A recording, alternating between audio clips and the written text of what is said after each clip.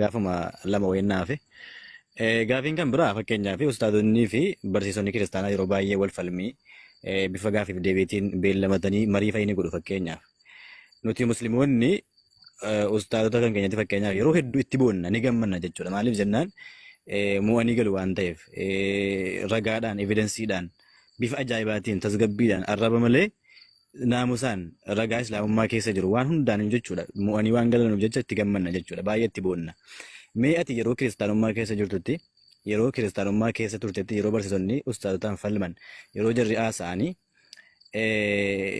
fakkeenyaaf yeroo ati itti gadditee yookaan immoo itti aartee deebisuu dhaban yookaan immoo immo'ataman jettee itti aarte ni jira. Yaani itti qalbii cabde yaani miirri si cabee maal jedhe ni jira yaani yaadatta. Eeyyan hin jira. Inumaayyuu guyyaa ustaazota faana marii taasisan sana namni guyyaa tokko macaafa dubbisee hin beekne isuma sana ilaaleeyyuu amantaan islaamummaa dhugaa akka ta'e akka hubatudha. In hubata akka kootti jechuudha.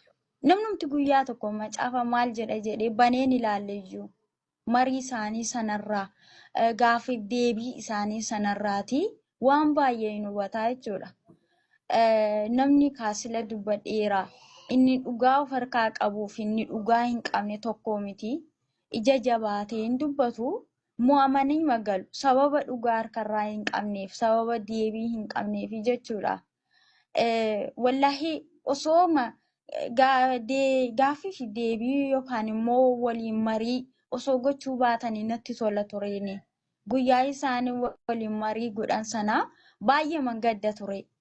Nan qaanfadhan tureeni. Guyyaan itti maal ta'a osoo kiristaana ta'ee osoo dhalachuu baadhee yookaan immoo kiristaana keessa osoo hin jiru ta'ee maal ta'a guyyaan itti jedhee hin jiraani. Sababiin isaayyuu waan gaafataman dhiisaniitudha kan isaan paastoroonni arrabaa fayyadamanii. Isaan sun gaaffii yeroo gaafatan isaan kun immoo arrabaan kan isaan deebisan. Kanaaf iyyuu ustaazonni baqa deebii waan of harkaa qabaniif yeroo baay'ee mo'anii magalu malee mo'amanii hin beekanii. Ani irra caalaatti paastorootatti kanan qaanfadhu jechuudha. Maashaallah galatoome gaaffii lama si gaafadhinaa deebisee jirta. Gaaffii xumuraa erga islaamu